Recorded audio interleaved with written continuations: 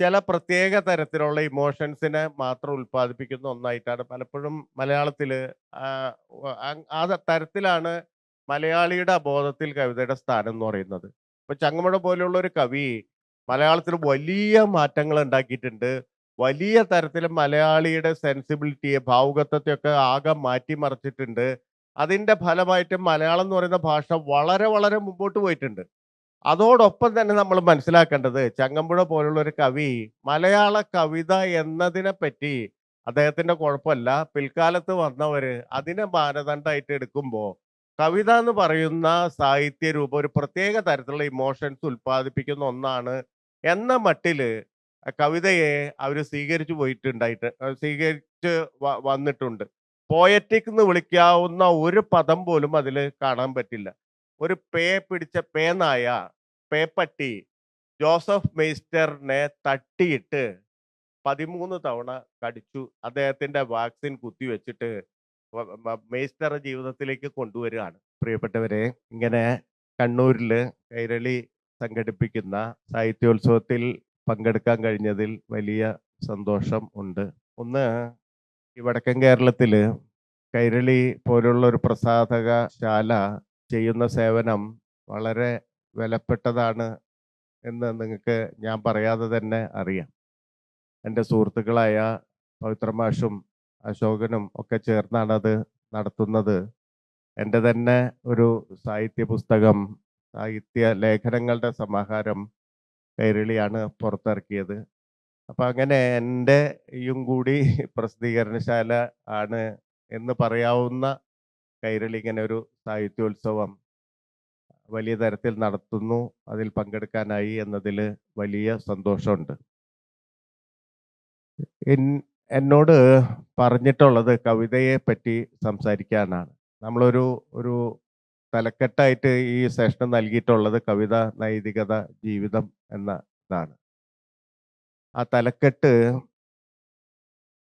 ഒരുപക്ഷെ ഇക്കാലത്ത് വളരെ പ്രധാനപ്പെട്ടതാണെന്ന് ഞാൻ വിചാരിക്കുന്നു.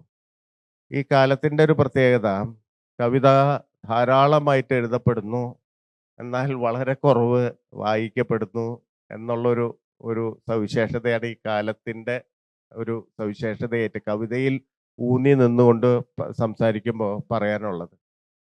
കവിതയും നൈതികതയും തമ്മിലുള്ള ബന്ധം ആണ് ഒരുപക്ഷെ ഈ കാലത്ത് നമ്മൾ റീഡിഫൈൻ ചെയ്യേണ്ട, പുനർനിർവചിക്കേണ്ട ഒരു കാര്യം. അതിനുവേണ്ടി ഞാനൊരു കവിത തന്നെ ഉദ്ധരിച്ച് തുടങ്ങാമെന്ന് വിചാരിക്കുന്നു. ഈ കവിത ഒരുപക്ഷെ ഞാൻ എഴുതിയ കവിതയല്ല, ഒരു ഇന്ത്യൻ കവിത പോലുമല്ല. ഇത് മിറോസ്ലാവ് ഹോലുബ് എന്ന് പറയുന്ന ലോകത്തിലെ വളരെ പ്രസിദ്ധനായിട്ടുള്ള ഒരു കവി, ചെക്കോസ്ലോവാക്യയിൽ ജനിച്ചിട്ടുള്ള, ഈ 21-ാം നൂറ്റാണ്ട് തുടങ്ങുന്നതിന് തൊട്ടു മുമ്പ് മരിച്ചു പോയിട്ടുള്ള വളരെ പ്രശസ്തനായിട്ടുള്ള ഒരു കവിയാണ്. നോബൽ സമ്മാനത്തിനൊക്കെ പലവട്ടം പരിഗണിച്ചിട്ടുള്ള കവിയാണ് മിറോസ്ലാവ് ഹോലുബ്. അദ്ദേഹത്തിൻ്റെ നിരവധി കവിതകൾ മലയാളത്തിൽ തർജ്ജമ ചെയ്ത് വന്നിട്ടുണ്ട്.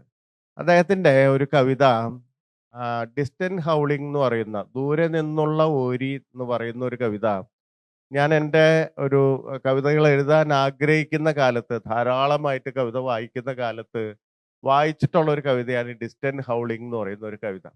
ആ കവിത നമ്മുടെ ഒരു പൊതുവെയുള്ള കവിത ധാരണകളെ മുഴുവൻ അട്ടിമറിക്കുന്ന കവിതയാണ്. എന്ന് പറഞ്ഞാൽ അതിൻ്റെ ഉള്ളിൽ ആ കവിതയുടെ ഇംഗ്ലീഷ് തർജ്ജമയാണ് ഞാൻ വായിച്ചിട്ടുള്ളത്. എനിക്ക് ഇംഗ്ലീഷ് മാത്രമേ വായിക്കാൻ അറിയുള്ളൂ. ചെക്ക് ഒറിജിനലിൽ വായിക്കാൻ സാധിച്ചിട്ടില്ല.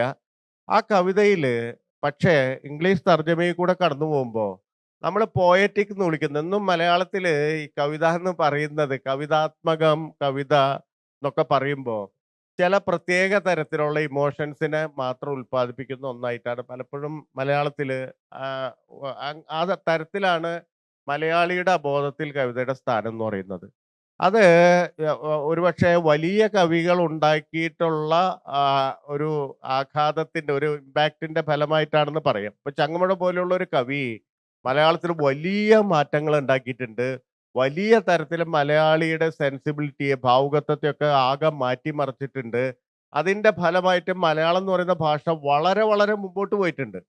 അതോടൊപ്പം തന്നെ നമ്മൾ മനസ്സിലാക്കേണ്ടത് ചങ്ങമ്പുഴ പോലുള്ള ഒരു കവി മലയാള കവിത എന്നതിനെ പറ്റി അദ്ദേഹത്തിന്റെ കുഴപ്പമല്ല. പിൽക്കാലത്ത് വന്നവര് അതിനെ മാനദണ്ഡമായിട്ട് എടുക്കുമ്പോ, കവിത എന്ന് പറയുന്ന സാഹിത്യ രൂപം ഒരു പ്രത്യേക തരത്തിലുള്ള ഇമോഷൻസ് ഉൽപ്പാദിപ്പിക്കുന്ന ഒന്നാണ് എന്ന മട്ടില് കവിതയെ അവര് സ്വീകരിച്ചു പോയിട്ടുണ്ടായിട്ട് സ്വീകരിച്ച് വന്നിട്ടുണ്ട്. അപ്പൊ അതുകൊണ്ട് അതിന്റെ അപ്പുറത്ത് ഒരു ഒരു തരത്തിലുള്ള അതിന് അപ്പുറത്തുള്ള ഒരു ആവിഷ്കാരം എന്ന് പറയുന്നത് പലപ്പോഴും കവിതയല്ല എന്ന തരത്തില് അതിനെ കാണാനൊക്കെ ശ്രമിക്കുകയൊക്കെ ഉണ്ടായിട്ടുണ്ട്. ഇപ്പോഴും ആ കവിത എന്ന് പറയുമ്പോൾ ഒരർത്ഥത്തില് നമ്മുടെ ചിന്ത, നമ്മുടെ അബോധം പോവും എപ്പോഴും. അതിന്റെ സംഗീതാത്മകത, അതുണ്ടാക്കുന്ന വലിയ തരത്തിലുള്ള ഇമോഷൻസ്, പ്രത്യേകിച്ച് നമ്മളെ വൈകാരികമായി ഉത്തേജിപ്പിക്കുന്ന ഒരു പദസംഘാതം, അങ്ങനെയൊക്കെ കുറേ കാര്യത്തിലേക്കാണ് നമ്മൾ കവിത എന്ന് കേൾക്കുമ്പോൾ തന്നെ പോവുക. പക്ഷെ യഥാർത്ഥത്തിൽ കവിത എന്ന് പറയുന്നത് അങ്ങനെ ഒരു സ്ഥലത്ത് ഒട്ടി നിൽക്കുന്ന ഒരു കാര്യമല്ല. കവിതയെ പറ്റി സംസാരിക്കുമ്പോൾ ആദ്യം പറയേണ്ട കാര്യം അത് 10,000 വർഷം പഴക്കമുള്ള ഒരു കലാരൂപമാണ്.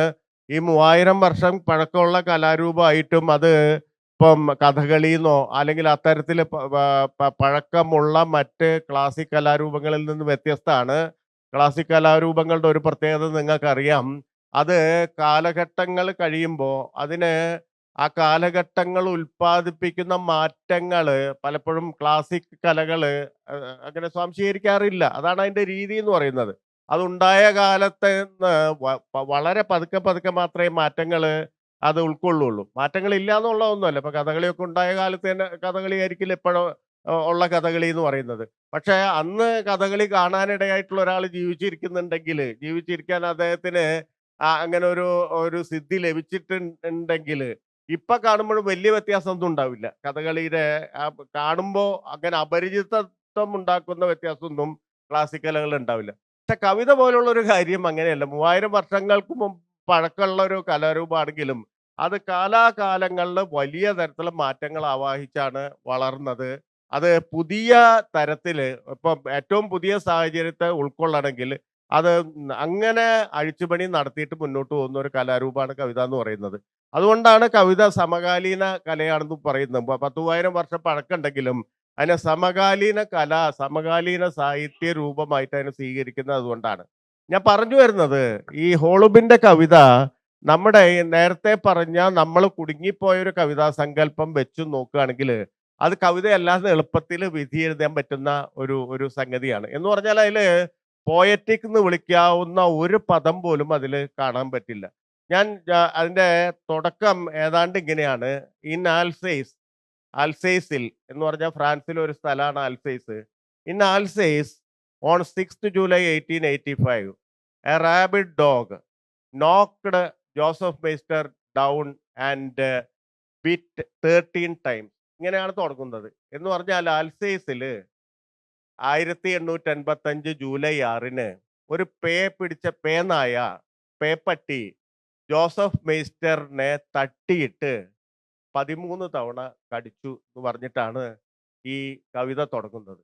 എന്ന് പറഞ്ഞാൽ ഇത് ചരിത്രത്തിലെ വളരെ പ്രധാനപ്പെട്ട സംഭവമാണ്. 1885 ജൂലൈ 6-നാണ് ജോസഫ് മെയ്സ്റ്ററിനെ പേപ്പട്ടി കടിക്കുകയും ആ മെയ്സ്റ്ററിനെ ലൂയി പാസ്റ്റർ ആദ്യമായി രക്ഷിക്കുന്ന ദിവസമാണത്. അദ്ദേഹത്തിന്റെ വാക്സിൻ കുത്തിവെച്ചിട്ട് മെയ്സ്റ്റർ ജീവിതത്തിലേക്ക് കൊണ്ടുവരികയാണ്. ആ ദിവസം വരെ 1885 ജൂലൈ 6 വരെ ഒരാളും പേപ്പട്ടി കടിച്ച് ഒരാളും രക്ഷപ്പെട്ടിട്ടില്ല. ആ ദിവസമാണ് ജോസഫ് മെയ്സ്റ്റർ എന്ന് പറയുന്ന ആ ബാലന് ആ ആ ജീവിതത്തിലേക്ക് മടക്കി കൊണ്ടുവന്നു. ലൂയി പാസ്റ്ററുടെ വാക്സിൻ 13 തവണ കുത്തിവെച്ചിട്ടാണ് 13 റൗണ്ട് കുത്തിവെച്ചിട്ടാണ് മെയ്സ്റ്ററെ ജീവിതത്തിലേക്ക് കൊണ്ടുവരുന്നത്. ഇതൊരു ചരിത്ര സംഭവമാണ്. ഇതിനെ അനുസ്മരിച്ചിട്ടാണ് കവിത തുടങ്ങുന്നത്. ഈ ആദ്യത്തെ 2 ഖണ്ഡിക എന്ന് പറയുന്ന കവിതയുടെ ആദ്യത്തെ 2 ഖണ്ഡിക എന്ന് പറയുന്നത് ഈ സംഭവം വിവരിക്കുന്നു. അപ്പൊ ആദ്യത്തെ ഖണ്ഡികയാണ് ഞാൻ പറഞ്ഞത്. രണ്ടാമത്തെ ഖണ്ഡിക ഇതേപോലെ തന്നെ മെയ്സ്റ്റർ ആണ് ആദ്യത്തെ രോഗി എന്ന് പറയുന്നത്. ഈ രക്ഷപ്പെട്ട ആദ്യത്തെ പേനായുടെ കടിയിൽ നിന്ന് രക്ഷപ്പെട്ട രോഗി എന്ന് പറയുന്ന ഭാഗം പറയുന്നു. മൂന്നാമത്തെ ഖണ്ഡികയിൽ പറയുന്നത് പാസ്റ്റർ 10 കൊല്ലത്തിന് ശേഷം പക്ഷാഘാതം വന്ന് മരിച്ചുപോയി. ഈ 1885 കഴിഞ്ഞ് 10 വർഷം കഴിഞ്ഞപ്പോൾ 1895 ലൂയി പാസ്റ്റർ മരണമടഞ്ഞു. 50 വർഷം കഴിഞ്ഞ് ജോസഫ് മെയ്സ്റ്റർ കമ്മിറ്റഡ് സൂയിസൈഡ്, ആത്മഹത്യ ചെയ്തു. എപ്പോ ഹിറ്റ്ലർ തൻ്റെ പാസ്റ്റർ ഇൻസ്റ്റിറ്റ്യൂട്ട് കൈയടക്കിയപ്പോൾ, ആ നായ്ക്കൾക്കൊപ്പം പാസ്റ്റർ ഇൻസ്റ്റിറ്റ്യൂട്ട് കൈയടക്കിയപ്പോൾ, ഈ ലൂയി പാസ്റ്ററുടെ ഓർമ്മയ്ക്കായി ഫ്രഞ്ച് ഗവൺമെന്റ് ഒരു പാസ്റ്റർ ഇൻസ്റ്റിറ്റ്യൂട്ട് നിർമ്മിക്കുകയുണ്ടായി. അതിൽ ഈ ഈ തരത്തിലുള്ള വൈറസുകളെ പറ്റിയുള്ള ഗവേഷണമാണ് അതിൽ നടന്നിരുന്നത്. അവിടെ ഒരു വാച്ച്മാൻ ആയിട്ട് ജോലി ചെയ്യായിരുന്നു ജോസഫ് പേസ്റ്റർ. അദ്ദേഹം ഈ അന്ന് രക്ഷപ്പെട്ടതിന് 50 വർഷത്തിന് ശേഷം അദ്ദേഹം സൂയിസൈഡ് ചെയ്യാണ്, ആത്മഹത്യ ചെയ്യാണ്. ഹിറ്റ്ലർ ഫ്രാൻസ് കീഴടക്കിയപ്പോൾ, ഈ ഇൻസ്റ്റിറ്റ്യൂട്ട് കീഴടക്കിയപ്പോൾ. അവസാനത്തെ വരി വൈറസ് മാത്രം അതിജീവിക്കുന്നു, വൈറസ് മാത്രം അതിജീവിക്കുന്നു. മേസ്റ്റർ മരിച്ചു, പാസ്റ്റർ മരിച്ചുപോയി. പക്ഷേ ഈ പേപ്പട്ടിയുടെ വൈറസ് ഇപ്പോഴും ഉണ്ട്. നിങ്ങളൊന്ന് ആ ഇത് ഇത്രയേ ഉള്ളൂ. ഇത് ഇങ്ങനെ പറയുന്ന ഒരു കവിതയാണ് ഈ ഡിസ്റ്റന്റ് ഹൗളിംഗ്, ദൂരെ നിന്നുള്ള ഒരി എന്ന് പറയുന്ന മിറോസ്ലാവ് ഹോലുബിന്റെ കവിത. ഇത് അന്ന് വായിച്ചപ്പോഴും ഇപ്പൊ വായിക്കുമ്പോഴും ഇനി നാളെ വായിക്കുമ്പോഴും ഉറപ്പായിട്ട് പറയാം, ഇത് നമ്മളൊരു പസിലിൽ കൊടുക്കുന്നതാണ്. നിങ്ങളൊന്ന് ആലോചിച്ചു നോക്ക്. എന്ന് പറഞ്ഞാല് അതുവരെ എല്ലാവരും മരിച്ചു പോകുന്നു പറയുന്ന മുഹൂർത്തത്തിൽ നിന്ന് ലോകം മെയ്സ്റ്ററെ രക്ഷപ്പെടുത്തി. ലോകം അതിന്റെ പ്രത്യാശ, അത് അതിന്റെ ശാസ്ത്രീയമായ രീതിയിൽ പ്രവർത്തിച്ചിട്ട് മനുഷ്യരെ പറ്റിയുള്ള മനുഷ്യകുലത്തിന്റെ ഒരു സർവൈവലിനെ സംബന്ധിച്ച ആ പ്രത്യാശ ഈ അതുവരെ മരിക്കുന്ന ഉറപ്പുള്ള ഒരു മുഹൂർത്തത്തിൽ നിന്ന് ഒരു ഒരു ബാലനെ രക്ഷപ്പെടുത്തി എടുക്കുകയാണ്. രക്ഷപ്പെടുത്തി ആളെ ജീവിപ്പിക്കാൻ സഹായിക്കുകയാണ്. അതേസമയം ഒരിക്കലും മരിച്ചു പോകാത്ത ഒരവസ്ഥയിൽ അതേ ചരിത്രം തന്നെ അയാളെ ആത്മഹത്യ ചെയ്യിക്കുകയാണ്. ജോസഫ് പേസ്റ്ററെ കൊണ്ട്, ജോസഫ് പേസ്റ്റർ രോഗം വന്നിട്ടല്ല മരിച്ചത്, മറ്റേതെങ്കിലും രീതിയിലല്ല. He committed suicide. എന്തുകൊണ്ട്? ഫാസിസം എന്ന് പറയുന്ന വലിയ പ്ലേഗ് അയാളെ പിടികൂടാൻ എത്തിയപ്പോ. അപ്പൊ മരിക്കും എന്ന് പറയുന്ന സ്ഥലത്ത് നിന്ന് ലോക ചരിത്രം അയാളെ രക്ഷിച്ചെടുക്കുന്നു. എന്നാൽ ജീവിക്കണം എന്ന് പറയുന്ന, ജീവിക്കാൻ എല്ലാ സാഹചര്യവും ഉണ്ടായ സമയത്ത് ഇതേ ലോക ചരിത്രം തന്നെ അയാളെ കൊന്നു കളയുന്നു. ഈ ഈ സാധനമാണ്, ഈ പറയുന്ന പസിലാണ് ഈ ഈ കവിതയിൽ ഉണ്ടാക്കുന്നത്, അല്ലെങ്കിൽ ഈ കവിതയെ തന്നെ സൃഷ്ടിക്കുന്നത്. എന്ന് പറഞ്ഞാൽ നൈതികമായിട്ടുള്ള ഒരു വലിയ ക്വസ്റ്റ്യന്റെ മുന്നിലേക്ക് നമ്മളെ ഓരോരുത്തരെയും വലിച്ചിടുന്നു. നിങ്ങള് മനുഷ്യത്വത്തെ പറ്റി എന്ത് പറയുന്നു എന്ന് പറയുന്ന സ്റ്റേറ്റ്മെന്റ് മനസ്സിലെങ്കിലും വിചാരിക്കാൻ ഓരോരുത്തരെയും കവിത നിർബന്ധിക്കുന്നു. അതാണ് കവിതയുടെ ഏറ്റവും പ്രധാനപ്പെട്ട കാര്യം. നിങ്ങൾ ഈ നിമിഷം നിങ്ങൾക്ക് മനുഷ്യത്വത്തെ പറ്റി പറയാൻ എന്തുണ്ട് പറയുന്ന ക്വസ്റ്റ്യൻ ആണ് ഏറ്റവും പ്രധാനപ്പെട്ട കാര്യം. നിങ്ങൾക്ക് ബാക്കി എന്തും പറയാം. നിങ്ങൾ എന്താ മനുഷ്യൻ ആർജിച്ച പുരോഗതിയെ കുറിച്ച് നമുക്ക് ഒരുപാട് കാര്യങ്ങൾ സംസാരിക്കാം. മനുഷ്യൻ ഇനി വലിയ തരത്തിൽ ഉണ്ടാക്കുന്ന കണ്ടുപിടുത്തങ്ങളെ സംസാരിക്കാം. മനുഷ്യൻ ഉണ്ടാക്കാൻ പോകുന്ന വലിയ സാങ്കേതിക ലോകത്തെക്കുറിച്ച് സംസാരിക്കാം. അതുണ്ടാക്കാൻ പോകുന്ന AI, നിർമ്മിത ബുദ്ധിയെ പറ്റി സംസാരിക്കാം. നിർമ്മിത ബുദ്ധി നാളെ എന്ത് ചെയ്യാൻ പോകും, നമ്മളെ കാര്യങ്ങൾ എങ്ങനെ എളുപ്പത്തിലാക്കും അല്ലെങ്കിൽ കുഴപ്പത്തിലാക്കും, ഇതൊക്കെ സംസാരിക്കാം. നിങ്ങൾക്ക് ഈ നിമിഷം ഈ ലോകത്തെ മനുഷ്യത്വത്തെ പറ്റി എന്ത് സംസാരിക്കാനുണ്ട്? ഒരു മനുഷ്യകുലത്തിലെ ഒരംഗം എന്നുള്ള നിലയ്ക്ക് നിങ്ങൾക്ക് എന്ത് സംസാരിക്കാനുണ്ടെന്ന് പറയുന്ന വലിയ ചോദ്യമാണ് കവിത യഥാർത്ഥത്തിൽ എല്ലാ കാലത്തും നിർവഹിച്ചിട്ടുള്ളത്. അത് ചെറിയ കാര്യമല്ല. അത് നമ്മളെ ഉള്ളിൽ തന്നെ ചുഴിഞ്ഞു നോക്കേണ്ട ഒരു കാര്യമാണ്. നിങ്ങളുടെ ഉള്ളിലേക്ക് ചുഴിഞ്ഞു നോക്കുമ്പോൾ നമ്മുടെ ഉള്ളിൽ പരമാധികാരത്തിൻ്റെതായ എത്ര സ്ഥലം നമുക്കുണ്ടെന്ന് പറയുന്ന ക്വസ്റ്റ്യൻ നമ്മൾ തന്നെ അഡ്രസ്സ് ചെയ്യേണ്ടി വരും. നിങ്ങൾ ഇപ്പം, എനിക്കൊരു പേരുണ്ട്, എനിക്ക് ആ പേരിൽ അറിയപ്പെടുന്ന ഒരു അഡ്രസ്സ് ഉണ്ട്. ആ അഡ്രസ്സിന്റെ പുറത്താണ് ഞാൻ ഇവിടെ വന്ന് നിങ്ങളോട് സംസാരിക്കുന്നത്. നമുക്ക് ഓരോരുത്തർക്കും അത്തരത്തിലുള്ള വ്യക്തിപരമായിട്ടുള്ള ഓരോ പേരും ഊരും വിലാസവും ഒക്കെ ഉണ്ട്. പക്ഷേ ഇതിനൊക്കെ അപ്പുറം ഒരു കുലത്തിലെ അംഗം എന്നുള്ള നിലയ്ക്ക്, മനുഷ്യ കുലത്തിലെ അംഗം എന്നുള്ള നിലയ്ക്ക് നിങ്ങൾക്ക് മനുഷ്യത്വത്തെ പറ്റി എന്ത് പറയാൻ പറ്റും എന്ന ക്വസ്റ്റ്യനെയാണ് വലിയ കവികൾ മുഴുവൻ അഭിമുഖീകരിച്ചത് എന്ന് നമുക്ക് കാണാം.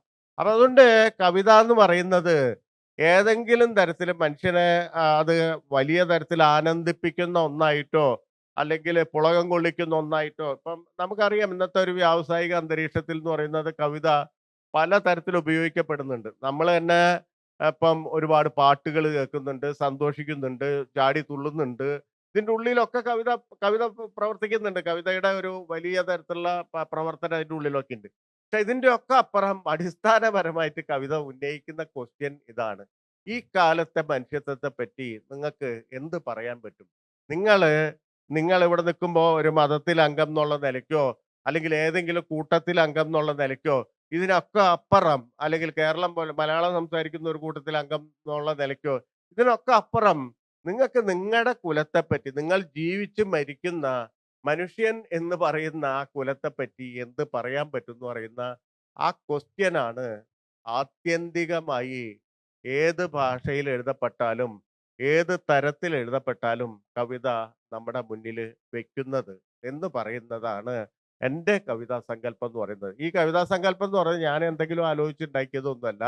മറിച്ച് അത് ലോകത്തെ തന്നെ വലിയ കവിതകളിൽ കൂടെ കടന്നുപോയാൽ വളരെ സ്വാഭാവികമായിട്ട് നമ്മിൽ എത്തിപ്പെടുന്ന ഒരു കവിതാ സങ്കല്പം ആണത്. ലോകത്തിൽ എല്ലായിടത്തും ഒന്ന് ആലോചിച്ച് നോക്കുക. മനുഷ്യൻ എന്ന് പറഞ്ഞ ഇപ്പൊ ഈ നിമിഷം നമ്മൾ ഇവിടെ ഇരുന്ന് സംസാരിക്കുമ്പോ ഒരു കോണില് യുദ്ധം നടക്കുകയാണ്. യുദ്ധം തുടങ്ങി വെച്ചത് ആരാണെന്നൊക്കെ ഇപ്പം നമുക്ക് വേണമെങ്കിൽ സംസാരിക്കാം. പക്ഷെ ഇത് എങ്ങോട്ട് പോകുന്നോ, ഇത് എന്തുണ്ടാക്കുന്നോ എന്ന് ഒരാൾക്കും അറിയാത്ത വിധത്തില് അത് ഏതൊക്കെയോ വിചിത്രമായ വഴികളിൽ കൂടെ പോവാണ്.